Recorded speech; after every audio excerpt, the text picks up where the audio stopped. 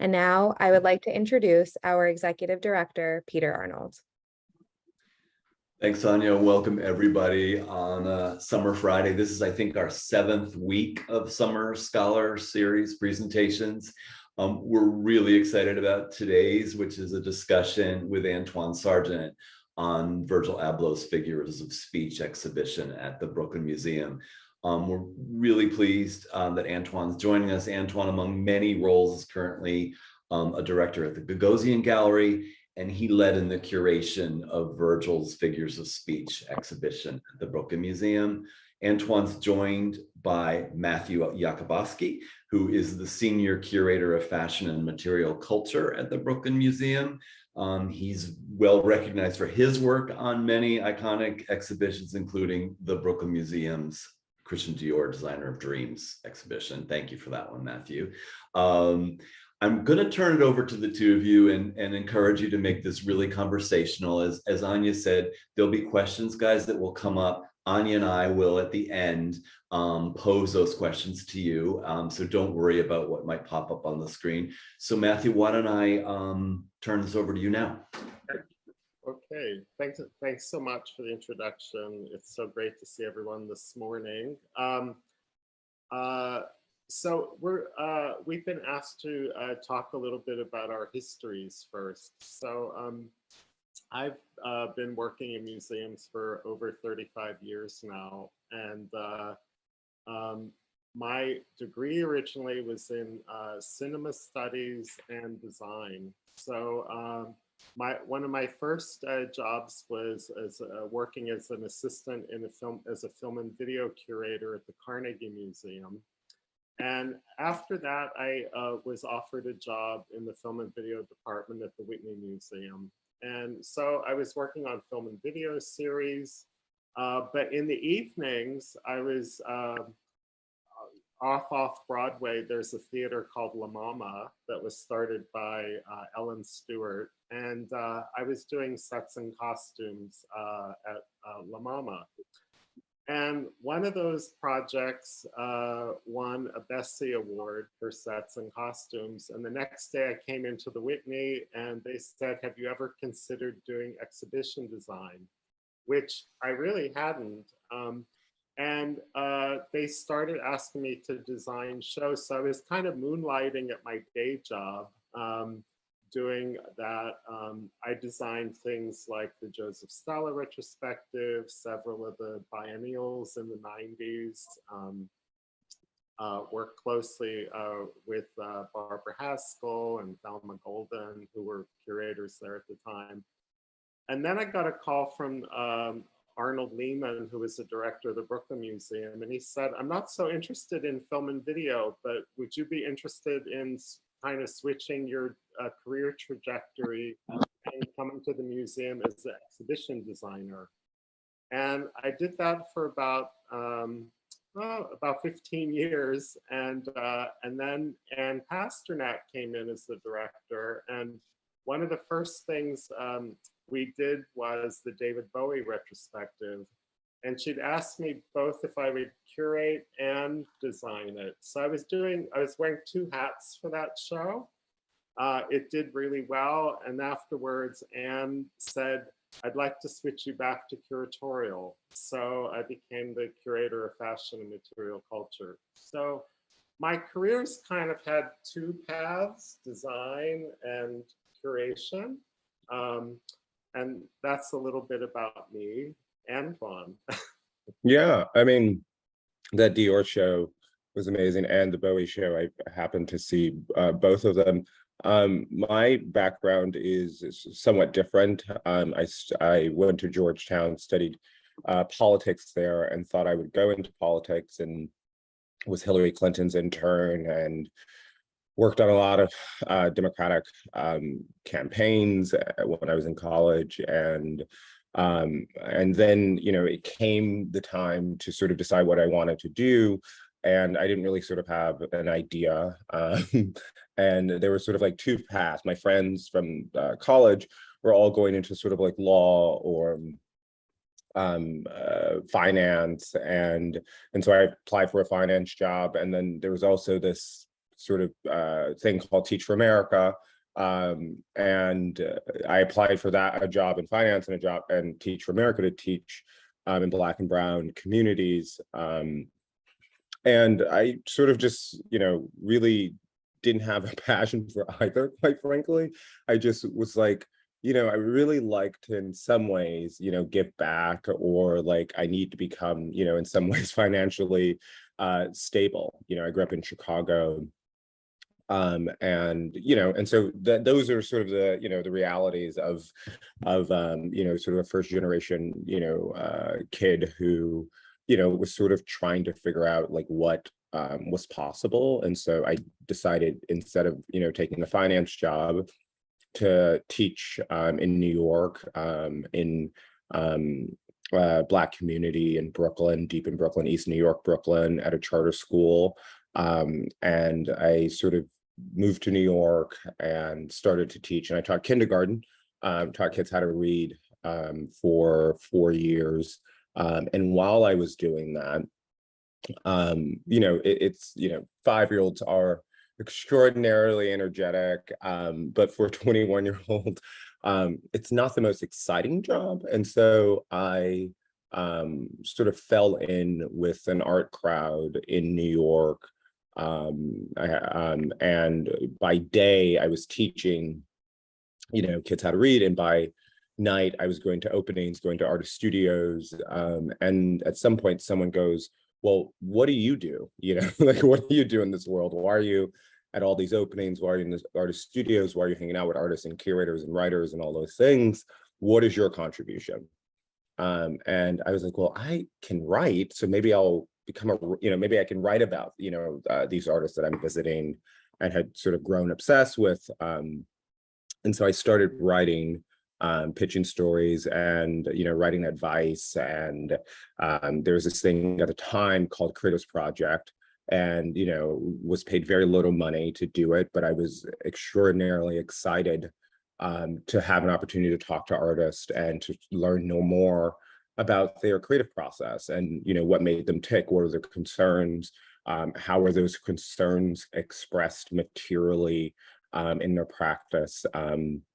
And so for the last 8 years, I taught for 4 years and stopped teaching, and then to focus more on the writing. And so I was just writing about artists, particularly Black artists, because at the time, there wasn't, sort of much being written about sort of young Black artists, or do you have like a handful of artists, Kennedy Wiley, McLean Thomas, sort of, Glenn Ligon, those sort of, superstar artists sort of being written about. But then there was like this whole, other world, of young artists, trying to make it, and who wanted to talk to someone about their practice and about what they were thinking and where they were going and all of that. And so I just became, that person, and just wrote all the time. And then a couple of years ago, 2018, Aperture Foundation, which is a photo foundation, invited me to co-curate a show. It was the first time that I had even thought about curating, but I had spent a lot of time with artists in museums, in galleries, in project spaces, sort of thinking about sort of what was on the wall. And so I accepted, that position, and I found it, in some ways really exhilarating. And we did this show called The Way We Live Now. It was a perspective on emerging photography from around the world. And then maybe 6 months after that, they were like, well, do you want to do a book?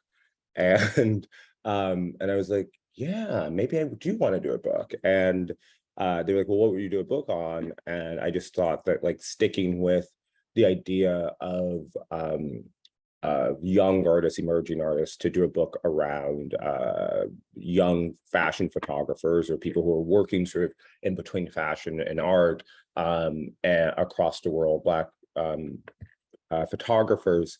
And that became the new Black vanguard, the photography between art and fashion. And then, a couple of years later, had a conversation with Larry Dragosian at the gallery, and some other directors, about sort of consulting and then that led to my role as a director at the gallery, where I currently help program the 21 spaces around the world. And so I curate exhibitions and talks, and also contribute to our publications department, the magazine, as well, while maintaining an independent sort of curatorial practice and our independent writing practice. And so that's how, you know, the sort of conversation started with the Brooklyn Museum and Virgil about curating Virgil's show at the museum. But that's me in a nutshell. No, I think it's really interesting when you talk about photography between art and fashion. I think so much of Virgil's practice is about looking at that in-between space. The areas between one form and another form. And it's kind of, I think, what propels the exhibition a lot. I was looking at a talk you gave near the beginning of the opening of the show, and you start out talking about how he had studied architecture, but the exhibition is really in other sections. It's about music, it's about design, it's about fashion, it's about social space. And I think before this talk, I was really trying to think about those areas where it kind of blends together, which might have been the reason why you opened the exhibition with the collaboration with Braun, which includes an 85-minute mixtape, which you can hear on SoundCloud. And I think when you think about Virgil Abloh as a DJ, and the idea that a DJ is mixing so many different records together, and take that concept and then apply it to objects, so where you're taking different elements of objects and seeing how they relate together, it created a great platform to begin your exhibition.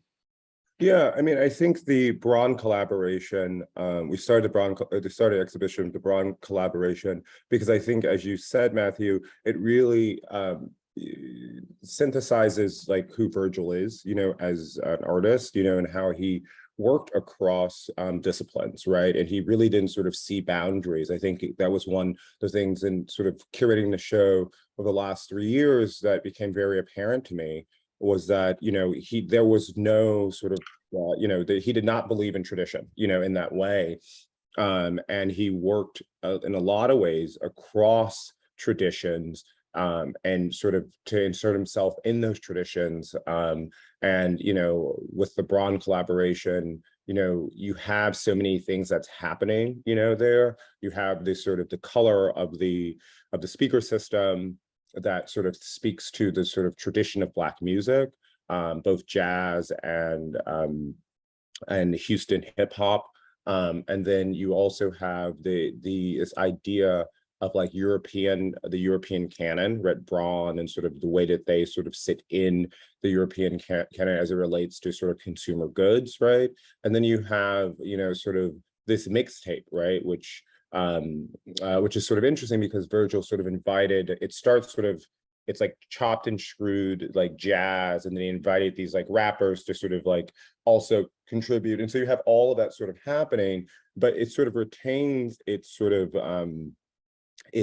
like, if you're sort of a design head, you know that this is a, you know, 1965, you know, object from Braun, you know, so he wanted to speak to multiple audiences with every object that he made, or, you know, and he, you know, famously called that tourist versus purist, right? And so he wanted to sort of make sure that folks who did not have an understanding, or who are just wasn't sort of up on something, right, to have an access point, but also to not leave behind, you know, the purists, so to speak, people who like know exactly what the object is, when was made, why it was fabricated, how many units was, you know, all of those things, those sort of like nerdy things. And so it really speaks to Virgil's, you know, what I sort of think of as his democratic vision, you know. And so that was so one way to sort of just capture the ethos of the artist, right, in the one object, in a sort of opening object.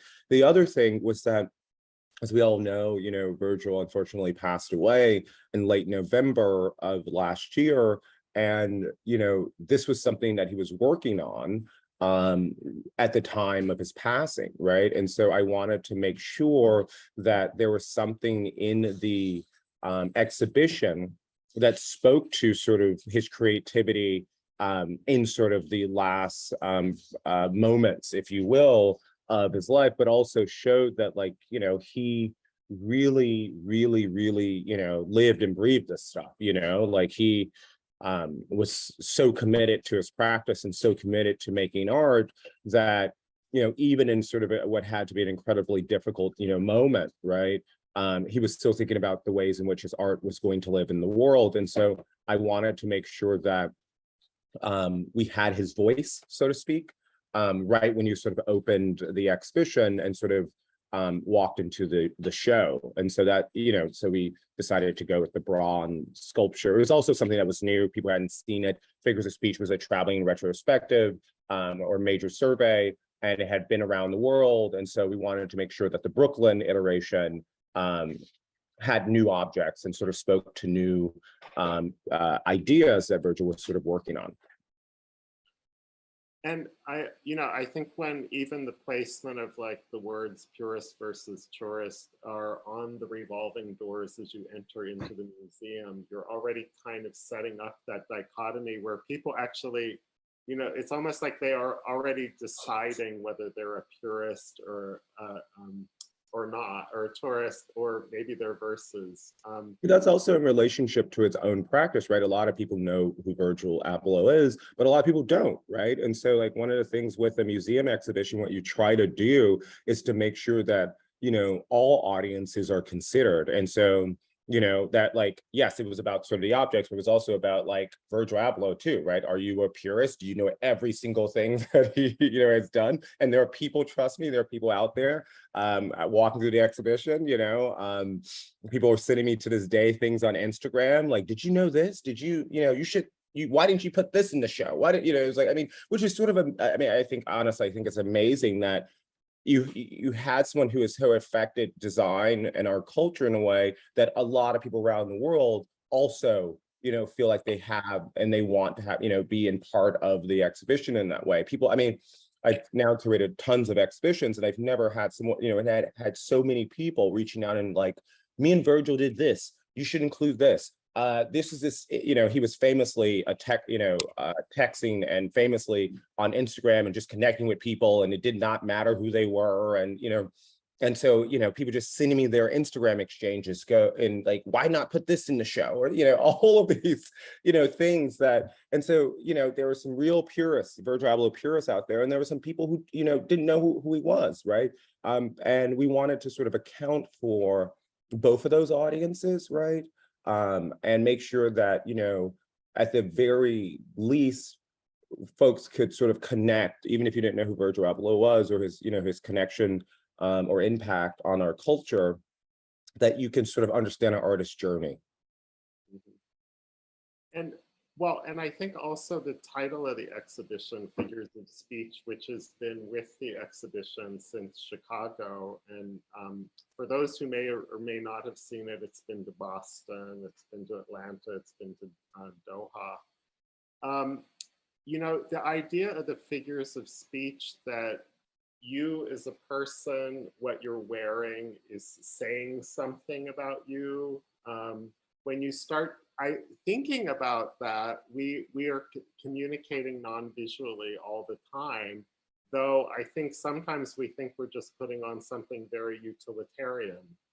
But Right. even that choice is saying something. So I think when Virgil then extended it by putting the actual word onto the garment or onto the t-shirt, it kind of started creating another dialogue because it actually included language, which, you know, for example, when, which you've talked about, where he put the word sculpture on a handbag. And you know, the very first collection that he did with his company Pyrex Vision, where he silk screened on ready-made clothes. So anyway, I'm rambling on here. No, but I do think that like this notion of figure of speech is actually a sort of interesting one. And if we can unpack it for a second, you know, to your point, is that, you know, for him, it was about sort of, you know, actual figures who had lived and who have been inspirational, right, on one hand, right? So Michael Jordan and, you know, Joseph Beuys and Duchamp, but then he extended that to objects too, right? Like, you know, Mies van der Rohe, but also Alexander Calder, and, you know, then there's buildings, you know, Mies van der Rohe building in downtown Chicago. You know, there's a beautiful Alexander Calder sculpture that sits in front of that building. And, you know, and so those things also become, right? And then there's this, you know, in the shop, there's this David Hammons, when he was at the Royal Academy of Rome, did this work where on one of the white marbles, he threw all these fake Louis Vuitton bags onto it, right?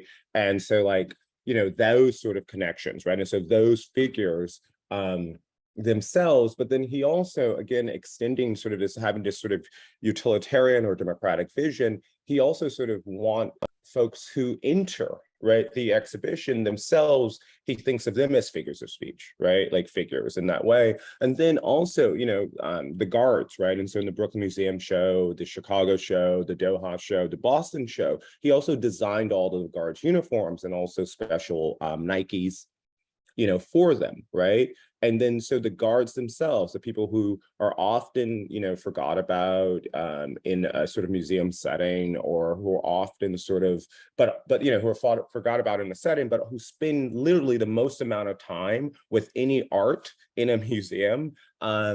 He thought of them as figures, right? And he wanted to sort of elevate their status by sort of showing that he designed something especially for them. And then in Brooklyn right now, you know, the shoes that they're wearing, they're the only people in the world that are wearing those Nikes, and that has created quite quite the stir. And so it was about value. It's about sort of why, you know, fundamentally we dress people, right? Why we get up in the morning and put on something, right? What are we trying to communicate? Notions of beauty, notions of, you know, who have been excluded from access to sort of beauty and fashion and empowerment and spaces like museums, but also out in the world, you know, at the very heart of his practice is, you know, we spoke about this a lot, is someone who was trained as an architect who never, that training never left him, right? And fundamentally what an architect does is, you know, constantly is reimagining space, right? The built environment often, but for Virgil, he took that sort of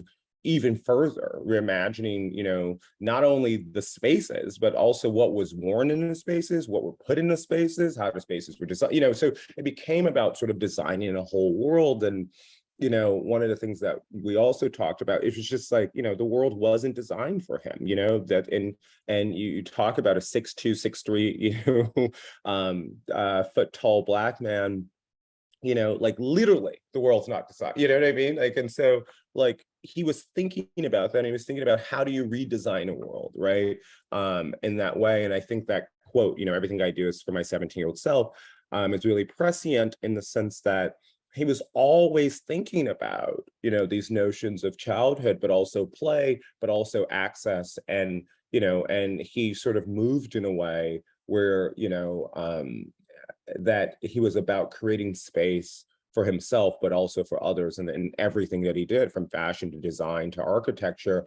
And you see that in the Brooklyn Museum exhibition, I mean, in a lot of different ways, but particularly on a monumental scale with the social sculpture, you know, which is his last architectural project as a living artist. And, you know, the sort of promise of that space is its sort of sociability, right? The active nature of that space, the fact that like different sort of artists and designers and students are activating that space constantly, you know, with their ideas, right? And so he created space for, in his, you know, major survey, he created space for others, right? To sort of express their ideas and have a platform. And so you know, I think a lot about that in terms of like the architectural training. And then also, you know, Virgil was famously a WhatsApper, and I didn't sort of use WhatsApp before I met Virgil, and boy did I get an education, you know. And we basically curated the show by WhatsApp, you know, because he was like constantly on the move. And so, and I didn't even know that WhatsApp had the sort of level of functionality that it did. And so, you know, in the chats, he was drawing things and then sending them and then redrawing things and then, you know, like editing documents and, you know, and all this stuff. And one of the things, as I was sort of gotten to know him and his team, he surrounded himself with a great, like, yes, rappers and famous people and all of that, but also a lot of architects, you know, like there were a lot of architects on his team designing shoes, designing spaces, designing, you know, sculpture, you know, things like that. And so he really, I mean, for me, it was like that architectural piece was really sort of important to who he became as an artist and how he, you know, fundamentally organized and reorganized, you know, the world. I think to the architectural part that I find so interesting, and of course it comes through with the references to Mies van der Rohe all the time, who of course was one of the great architects of kind of transparent glass buildings, is how often transparency comes up as a theme in his work. I think when you look at the first model in the show that he did, it looks like a glass building leaning over the river in Chicago. But then also Pyrex Vision, collaborations like on the Rimowa suitcase, which is transparent and clear. But then later on, when he does a collaboration with the artist Pablo Tozek, that artist brings in the idea of using the kind of smeared surface that you put on a glass window when you want someone not to see through it. Right. So I suddenly had this moment where I was thinking so much about transparency, but also what's opaque and what you're not seeing. And so this social space in the exhibition, which is kind of a house structure, is really about trying to create a space in which you can be transparent about information. And you know, asking questions about like, what's your signature, or where do you fit into this conversation, and making space for yourself. And maybe that's a little bit what we were talking about today with the participants today in the discussion about how do you find yourself in your future? How do you find the space that you're going to occupy? Yeah, you know, like that thesis project, right? Like the sort of it's his thesis, the show. I mean, it's his literal college thesis project, right?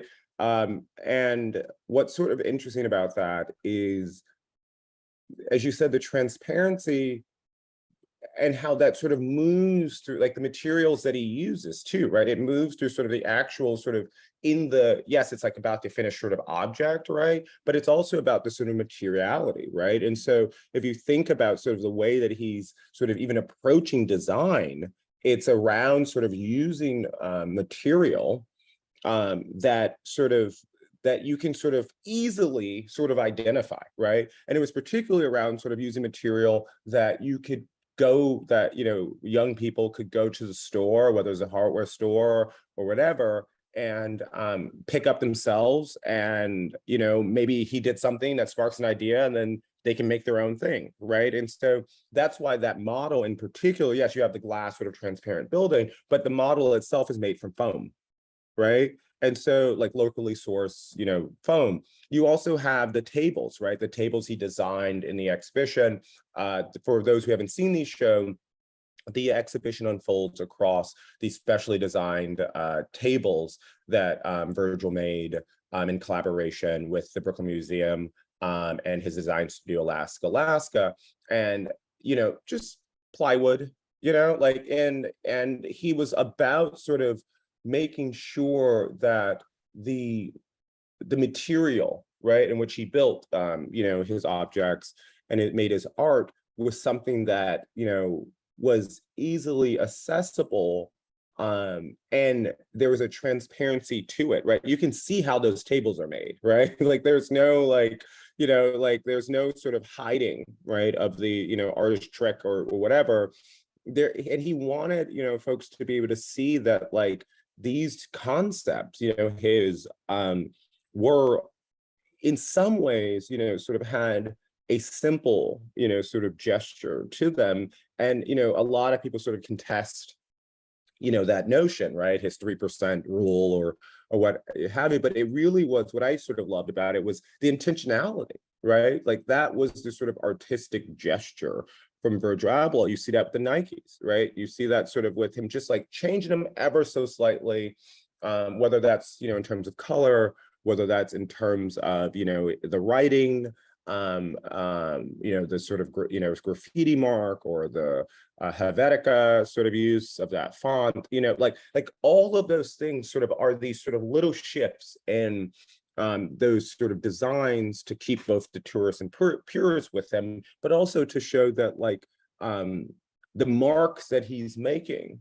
are sort of these sort of transparent things that folks can also, that sort of to sort of ignite the imagination, if you will, to for your own creativity, right? And so I think that like that was maybe one of the things that it was sort of misunderstood about the practice, was that it was about, you know, and then he did, you know, I must say he also did extraordinarily elaborate things at Louis Vuitton and you know, the sort of couture beaded dresses and, you know, all of, I mean, that was hours and hours and hours, you know, like, and from, you know, that sort of happened in the practice as well, but primarily what he was after was a deep transparency, primarily because, you know, like I would argue is because he never sort of gotten, you know, like, you know, Black and brown students and artists and things like that.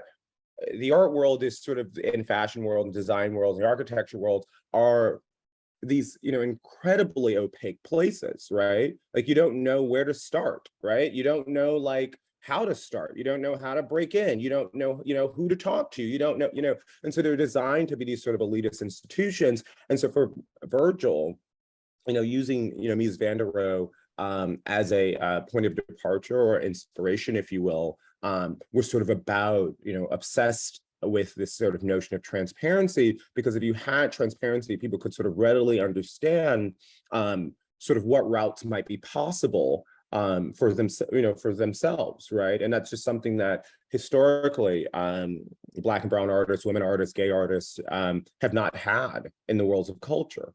And so I think there was also this other thing, there's also this critique within those artworks about the spaces and the places in which he was certainly walking through. And, you know, and even, I mean, we had a long discussion about the Brooklyn Museum itself, right? And the history of the Brooklyn Museum being a place in New York, being a sort of one of the major institutions in New York, but actually sort of had a community-driven approach to their programming, right? And so the Brooklyn Museum is always thinking about community, right? And that's not necessarily sort of one of the organizing principles of other major institutions around the globe or in New York, right? And so Virgil called Anne, the way that the story is retold to me, and said, I really want to do this here because of the museum's commitment to community, right? And I think that, like, again, it goes back to this idea of intentionality. And it goes back to the idea of like, what type of artist are you, are you going to be, right? And how you sort of show up. And that's what, and so I was thinking about this idea of community a lot because Virgil thought about this idea of community all the time, right? Even, I mean, I will never forget going to the atelier in Paris at Louis Vuitton in 2020, February 2020, right before that show, and walking in, and it's like all 20-year-olds, like working in his atelier, right? And I was like, I've been to a lot of fashion houses, and I've not, I mean, it's usually sort of middle-aged, sort of white women, who have, sort of certain skills in terms of like the, dressmaking and all of that when you think about European fashion houses. And I'm like, I was like, and so I just like went around, started asking, like, where are you from? Sedan, where are you from? Harlem, where, all these like London, all these places. And I go, where did you, like, one, kid told me that Virgil messaged him on Instagram out of the blue and go, I really like your style. You should come work for me. Like, like you just, so you had it sort of conceptually in the practice, but you also had it in the sort of actual sort of structuring of his design house and his studios. Tawanda, who runs Alaska, which is the design arm of Virgil Abloh's studios, guessed his Virgil's email and emailed him, guessed his email, and then emailed him. And then a couple of days later, Virgil responds. And Tawanda, told him that he, wanted to work for him, loved what he was doing in the world, etc. They start up a dialogue. They talk for about 6 months, and then Virgil comes back and say, "Hey, I got a project for us." And he's like, "Okay, cool. What's the project?" And the project was IKEA, which becomes this, sort of phenomenon and sort of design, right? And so, he really sort of lived it, and it wasn't just conceptual. I wanted to make sure that those aspects of his practice that people don't necessarily see, because this wasn't a guy who were out here shouting, "Look, I hired this kid," or "I did this," or he didn't sort of operate that way. He just moved, through the world. I wanted to make sure that that was as much a part of the exhibition as the objects, right? Because I think that is sort of how he really sort of changed, art and culture. Well, I think too, this idea of who's the collaborator is very important. I think when you look at his early career, he's interning at Fendi, he's being asked to work for Kanye.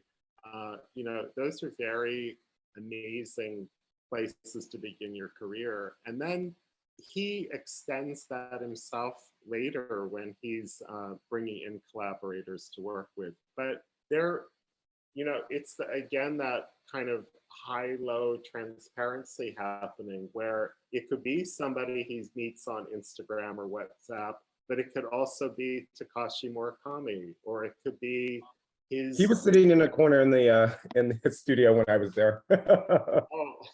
Yeah. That's so great. Yeah.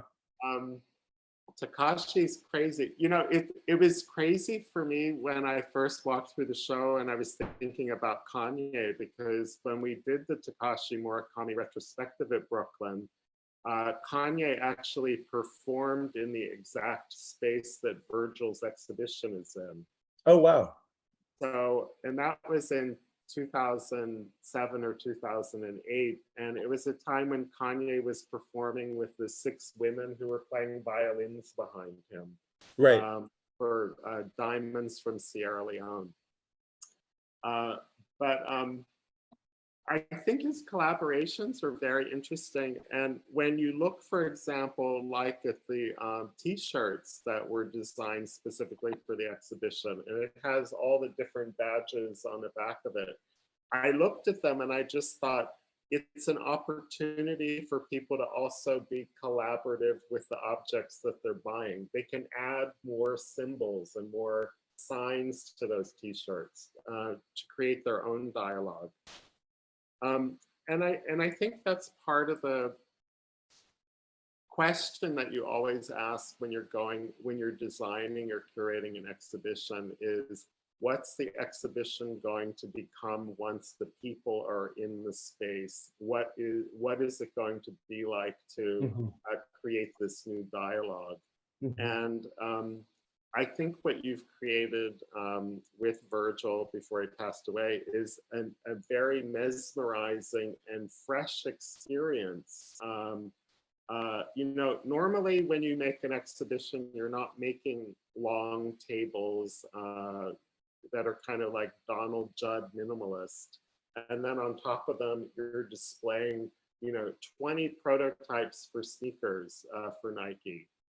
Which is showing this very active, transparent mind way of thinking about how to progress the design of a sneaker. And so by the time you get to the actual installation of clothing in the exhibition, you already feel like you're looking at something that's edgy, that he's trying to bring something new to the dialogue. I think one of the ones I liked the best was a collection he did called Mirror Mirror, where Mhm. I was Yeah. actually trying to design the outfits for a band that didn't exist. I Mhm. mean, I think that's kind of like a dream project we all wish we had. Right.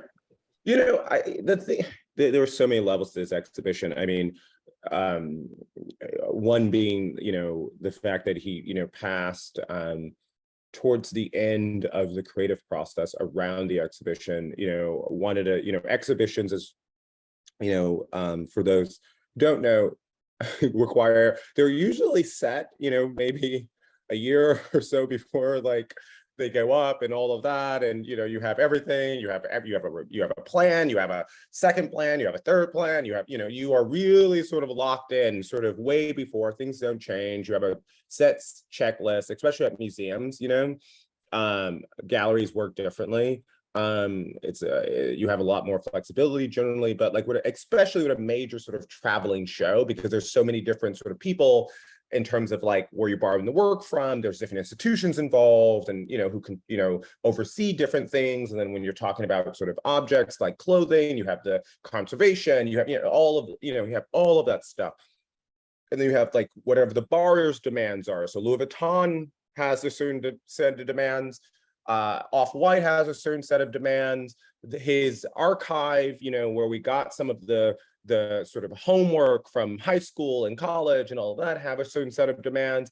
And then you have the space itself where you know, in terms of like how much light, how much off-gassing a material might, you know, a thing, an object might give. So you have all, you have all of these layers that you have to think about. And usually, because you have so many different moving parts and so many, you know, key stakeholders, and that's not to mention the museum itself and how each museum runs very differently from one to the other. And you have to have all that stuff set, right? With this particular exhibition, we didn't start sort of, we didn't have a final design for the house until, you know, maybe like right before he passed, maybe, right? So this is less than 6 months out, right? And so that's a design, not the building of the thing. You know, we started building this 3 months before the exhibition opened. And so there was an incredible amount of flexibility that had to sort of be, and grace, might I add, that had to be displayed, you know, and that's the backdrop against COVID and wood shortages and, you know, all of these other sort of things. And so to even, you know, pull it off was just like, I mean, it still is remarkable even sort of to think about it. And I had never, you know, sort of worked that way, certainly, and don't plan on working that way again, I must say. But I love the fact that, you know, when you put an object on a table, right? That is not a normal way to display anything, you know, basically, in a museum, because there's a lot of concerns around security. There's a lot of concerns about sort of like whether audiences will touch things. There's a lot of concerns about sort of walking, you put something on a table, this sort of human instinct is to walk on up to the table and touch the thing, because that's what we do, right? Like that's the normal sort of function, right? And so there's a lot, and then to throw on top of that, these are Virgil Abloh objects, which are some of the most sought after objects in the world, generally. And so there was a lot of sort of conversations around sort of like, how do you do this in a way that you don't have objects damaged, you know, by the end of this, but you sort of stick to the artist's vision. And so there was a lot of sort of conversations around that. And, you know, it was a lot of sort of like just having to sort of like get everybody on board around that, you know, and like figuring out ways to like everything on the table, whether it seems like it or not, is actually sort of in some way, shape or form, fastened to the table. And so you had to sort of figure out that design, you know, sort of, how do you sort of design, you know, through that, right? And you're talking about 100+ objects, right? And each one of them needed a particular sort of design to make it look like it was just laying on the table, right? And that's not to mention in Chicago, at MCA, when the show opens there, someone walked into in Chicago, walked into into one of the galleries. And the Chicago show was, you know, typical sort of museum sort of layout. There were no tables, etc. And just picked up a box of t-shirts and walked out of the museum with them. And so like you had that sort of in the background that like, oh my God, someone, you know, walked into the museum and was so brazen. You know, Virgil laughed at that. He was just like, that's amazing. You know, he was sort of like this, and you know, the museum, I'm sure had, you know, existential, you know, sort of breakdown, you know, meltdown, because, you know, when objects are at a museum, they're in the care of the museum, right? And the museums take that very, very seriously. And it's more serious than I had even imagined, you know, like in a lot of ways. And, you know, and so to have this type of offering, I say all that to say, to have this type of offering, where folks can walk up to the table in certain parts and really get really close to things, and everything is basically a prototype, you know, and so it's one of one. It's ideas that, you know, Virgil had, and some of the stuff was released, or some of the stuff was shown, and some of the stuff just went to his archive and were just ideas that an artist had that, you know, was not meant for public consumption or in that way, right? In the way that, like, you know, he sort of obviously worked between commerce and sort of non-commercial, you know, sort of settings. And so it really was like, you know, which confounded, you know, sort of the obstacles, because you're like, this is a one of a one. There's only one of these shoes that exists in the world, you know, like this is not, you know, something that he's released and then we just got one of them and they're in the world in that way. And so there are like books like that, and there are shoes and there are shirts and there, you know, all of these sort of, you know, objects that are just sort of one of one. And for, you know, he was so adamant that like, no, this is the way that we have to do this. This is the sort of offering. I really want people to really pay attention to sort of not just like the value of the object or like how cool it is or the end product, but really to understand the construction of each of these objects, you know, and that's why sort of the fashion sort of, the show follows a chronological sort of approach. And I wanted to sort of show this artist's journey. I wanted to show Virgil's journey, right? Like it just didn't happen overnight that he became one of the, you know, most influential designers, you know, in the world, artists in the world. He started somewhere. He practiced, you know, there are old sketches.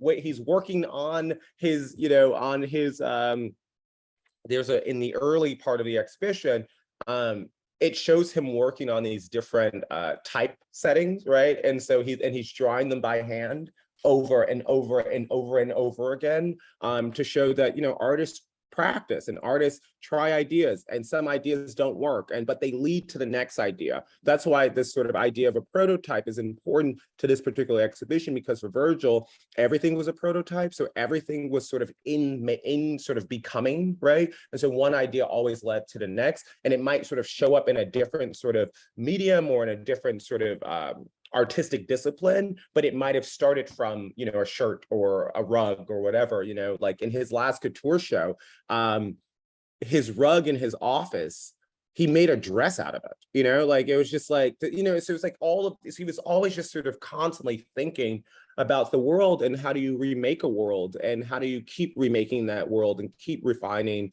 And so, you know, as you get to the fashion, you know, you have gone through his creative journey that sort of that allows him to arrive at sort of the construction of garments as a way of constructing a different type of, you know, world. And yeah, and you know, I also should say, because you know, it wasn't with artists, you know, and particularly with living artists, there's always it's a dialogue and there's a back and forth, and there really robust conversations, and there are, you know, really, and sometimes arguments, and then sometimes, you know, you're saying no, it has to be this way, and they're saying no, it has to be this way, and there's a, you know, and that all certainly happened, you know, and I think that like that's just a part of the creative process, you know, and when you sort of respect each other, you know, when you're the curator and the artist, you know, have, you know, deep admiration, you can have those sort of conversations. You know, for example, Virgil didn't want any fashion in this exhibition, for, you know, like he wanted zero fashion. So that was like the starting point. And we had conversations, you know. He also, you know, wanted there to be 15 objects total and this entire exhibition. And, you know, so like you start in a certain place and then you sort of get to, you know, through conversation, get to another place. And that's what a sort of curator and an artist do with each and every exhibition. You know, no matter where it is, you sort of start, the curator comes with some ideas, the artists come with other ideas, and you work through those ideas together, to sort of try to sort of think about not only sort of the artist's perspective, the museum's perspective, but also all the audiences that you're trying to engage, right? Because at the end of the day, a museum setting versus say a gallery, and we talked a lot about sort of the different settings and things like that, is a sort of principally an educational, sort of principally has an educational mission, right? And so like, how do we make sure that sort of part of the mission is being fulfilled when an artist is presenting work, you know, at the at an institution? And so, which is very different than say a museum show or a gallery show that he would have had, right? Where you can sort of not have text, for example, you know, like the text on the wall or labels or things like that. He wanted none of that stuff. And so we had to have a lot of conversations about sort of orienting audiences and you know, how do we do this in a way that still allowed folks to sort of fully sort of bring themselves to each and every object, but also provided some guidance, right? And so there's very minimal text in the exhibition itself. And that's why we have these booklets, you know, as a sort of wayfinding opportunity, but also the booklets, what I love that were designed in-house at the Brooklyn Museum, what I love about those booklets is that they become something you can take away, where you have every description of every object, but you also have additional information about Virgil's practice, about the objects, about the context, about the cultural context, the historical context, all of those things. It's sort of, you get to really dive deeper into sort of the object, and you know, and you get to sort of have that booklet as, you know, and it plays off of something that Virgil did with his Louis Vuitton shows, right? That he used to make these really exhaustive show notes where he explained every reference and he explained and he used Ablohisms and all of that stuff. And we wanted to make sure that because language and text were so important to the descriptions of the worlds that Virgil was trying to create, we wanted to sort of make sure that that was also something that was offered to each visitor.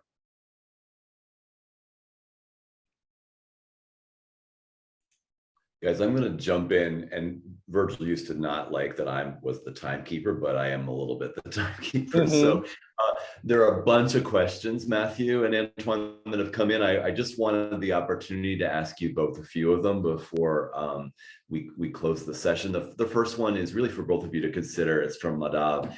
Art curation ultimately funnels into cultural curation. How do you both feel responsible for this on your shoulders? In a talk with Tremaine Emery and Tawanda from Alaska, Tremaine alluded to a responsibility to bring back artistic authenticity to Supreme. How can the Brooklyn Museum and Gagosian further enter this dialogue for either of you guys?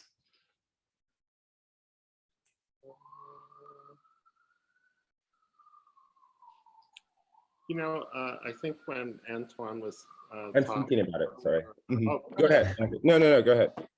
I think was it's just a great question. Yeah, you know, at the Brooklyn Museum, you know, we're definitely very community oriented, and a lot of the choices about what exhibitions are on the calendar and what works are in an exhibition, it's a very long thought process. You know, you definitely are thinking about community. You're not thinking about, you know, this kind of glass bubble approach that was typical for museums for a long, long time.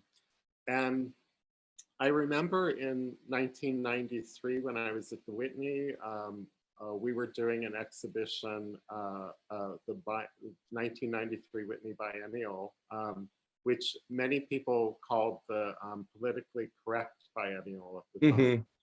But it was really one of the first really big shows that was looking at bringing social issue from every artist in the exhibition. It wasn't just one artist having a conversation or two artists. It was much bigger conversation. And then the next year, Thelma Golden did the exhibition Black Male, which was a big landmark exhibition looking at the role of Black men in art, specifically contemporary art. So I think today you can't, you can't really think about making an exhibition without thinking about your community and about what conversations you want to have with people. Thanks, Matthew. Antwaun, anything you want to add to that? Yeah, I mean, particularly in sort of the context of Black Male and the 90s, that Whitney Biennial, it's like those shows were like slaughtered. Like you go back and you read like you go back and you read the reviews, if you want to call them that. And what strikes me, like as someone who was 2 years old when that show happened, is that today those shows are seen as seminal transitionary shows in where we are in art, and those shows, without those shows, we would not be where we are, right? So to be clear, without those shows and Thelma and Matthew and the Whitney and all of those curators and that educational staff and those sort of cultural workers taking the brunt, it sort of hit on those shows at the time, right? We would not have a space for Virgil Abloh to be able to do this type of show, right? And so I think a lot for me, and I say that because I think that for me, that those moments, right, are important when I'm thinking about sort of doing shows, whether that's a gallery, whether that's in a museum space or some other, cultural space, is that like, what context are you trying to sort of operate in?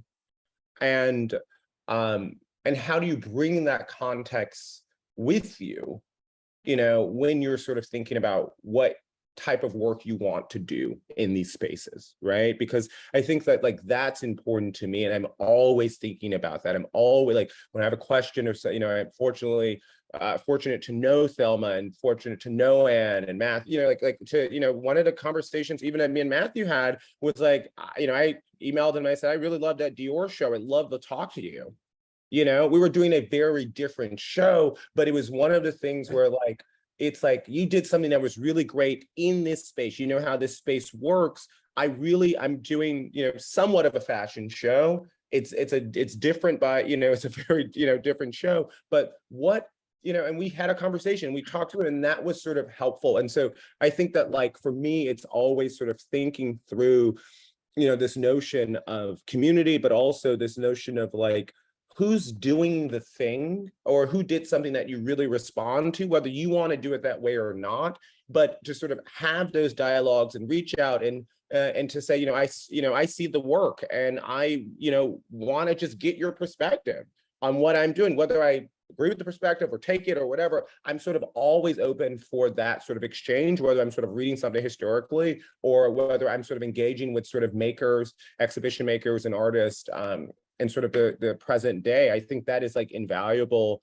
And I encourage, everyone, to do that, to reach out, to sort of, look at those shows, go to things and just like even like, I always find myself just going to shows that like, sometimes I don't even have necessarily interest in, but there's something that like, or like in terms of the content or the artist, but it's like, oh, but I like the way that they designed that show. Let me, like there's something you can sort of find in sort of each and every show. And I just felt like I spent like, 10 years just like going to see everything that I could possibly see, and just reading and, and just like, I would not suggest anyone do this, but at the time I was really broke and could not, like afford this book because it was like $300. But the Black Male catalog, I was like, this is a seminal show. I need to sort of see this catalog. I can't find anywhere it's out of print, is all they say. So I found a library that had it in New York, and I went and I got it. And I returned it. I eventually returned it because I could paid a $300 for the book eventually. It was selling for online, but I just like went and I got it and I like made sure, I think I read that catalog 3 or 4 times, you know, like, and just like and then they made photocopies of it and all this stuff. And I returned to that show a lot just because it so informs the work that I do, you know, sort of with Black artists and you know, and again, it's not about sort of recreating anybody's work, but it's about sort of being in conversation with that work because there is a context, right? And like the last thing you want to do is to, you know, at least I have a fear of is, you know, sort of thinking that like I am sort of not existing in a context and that like I'm sort of doing something new because I'm, you know, 33 and, you know, whatever, you know, like, and so I'm always sort of trying to be aware of the context. I'm trying to be aware of who is around me, but also who came before, because I think that, you know, memory is short and, you know, we are often denied rights to our histories. And so I'm always trying to sort of think about that and evoke those histories. And, you know, even, you know, Virgil does that you had done that all the time in his practice. You know, you have everything from Felix Gonzalez Torres, you know, Perfect Lovers reference, you know, to When It's Clockwork, to the Means van der Rohe, to the David Hammonds, to the, you know, you have all of that because I think it makes for a richer experience. And so, you know, I don't think I exactly answered your question, but it's, you know, that's how I'm sort of thinking about the world and thinking about sort of, you know, the world in relationship to sort of the way that I curate and the way that I, you know, sort of are making my contributions to, you know, what we call the art world. Thanks, Antwaun, and thanks, Matthew. That was a great question, and those are really terrific answers. We've got time for one final one, and what we'll do, Anya and I will kind of offline try to answer the others, and maybe with some help from the two of you. But the question from Fabio is, what do you guys both think is the most important thing that Virgil has taught each of you? Matthew, I'll ask you that first. Well, you know, I think that the aspect of Virgil's work that I have connected with a lot and maybe been a source of inspiration for me has really been his DJing. And you know, I'll never forget during COVID when the Met Gala was supposed to happen, and instead they had a virtual DJ session with Virgil and he was in Wisconsin or Chicago or Michigan or something. And you just kind of really felt like, even though it wasn't happening, we were all kind of connected through the internet, and we were, you know, and Virgil was there with us. And I feel like sometimes there are artists who their work, you feel them in it. And I really feel like Virgil's one of those artists. And so when you go through the show, you really feel his personality and who he is, and his thought process is so visible. And he allows you into his personal space in a way that I find very inspiring. So, you know, I don't know that I could ever pick just one piece of any artist's work, but I feel like for me, it's perhaps Virgil's spirit. Lovely, thank you, Matthew. What about you, Antwaun, in terms of something that, you know, stayed with you, you've learned? I think in terms of the artwork, like there's a work, I don't even know if it's art, I wouldn't even describe it as artwork. There's this piece of homework that he did. He went to Ghana and he took a picture of his little kid outside of this red building. It's like the 3rd or 4th thing in the exhibition. And then what he did was design this youth center from that image, but for that kid, right? Imagining, right? Sort of projecting to the future, like what would a space be for this kid, right? And he's in college, and you know, and again, he's driving by, like the perspective of the image is like driving by, took this image, you know, and you know, and then sort of at the bottom, he said art, fashion, design, etc. And I was like, wow, he was like, even then, even when he had no resources, had nothing, had built nothing, had designed nothing, had, he was thinking about what space he wanted to sort of create for others, right? So that's one thing, right? And so I think about that all the time with him, and then I think about sort of what really sort of stays with me is Tyler, the Creator's memorial. I went to the memorial at MCA Chicago in December, and Tyler, Creator got up there and really sort of just like described to a T who he was fundamentally as a person. Tyler, Creator, this rapper and designer, and really close to Virgil, and was a mentor. Virgil was a mentor to him.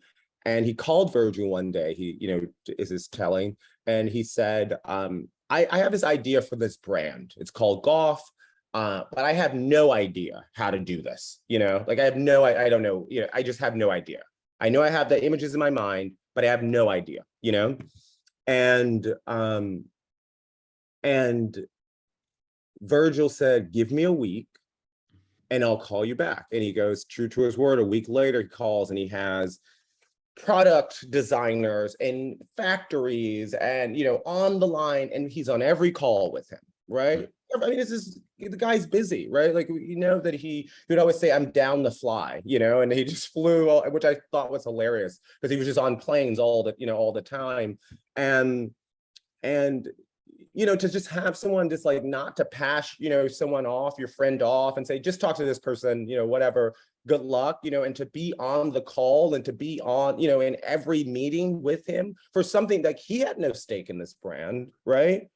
And so like, that was the sort of like, I was like, when you make a commitment to someone, and to, your ideas, really, it's like, just have the fidelity to it, really, and I think like that was the thing that sort of kept coming up in just all these small and large ways with him, was that, he was if you ever knew him, he was an extraordinarily patient person, despite all of the chaos he was sort of releasing on the world. And, and it was just sort of remarkable to see in all these different contexts, people talk about how he showed up for them, not the other way around, right? Not say, it was never, I did this for Virgil, or it was always he showed up this way. Even Oana, who's his collaborator architect at Harvard, the day before, the morning before he was signing his Louis Vuitton contract, he goes up to Harvard and gives a lecture, right? And, and he's like, all right, got to get out of here. I got to go to New York, and goes back and then signs the contract or whatever. And just making time, right? You like that. I can't sort of stress that enough around how that is so rare in this world. I mean, it is extraordinarily rare, particularly in the art world where, everyone is sort of in their own sort of bubble and thinking about their own practice and their own projects. And I'm not saying that's not a way to sort of work in the world, but there is something truly special about someone who can see beyond their own shadow and, really sort of see other people and see the potential in other creatives and sort of work to make that potential a reality. And that was Virgil Abloh. That's a perfect ending to a really wonderful session, Antwaun and Matthew. Thank you both for the gift of your time and just your thoughts. I know on behalf of everybody who's listening and everyone who will view this afterwards, it's really, really powerful. So thanks to you both, and have a wonderful, cool weekend. Anya, thanks for facilitating this. Again, thank you, Matthew, and thank you, Antwaun. Thank you. Bye, guys. Bye.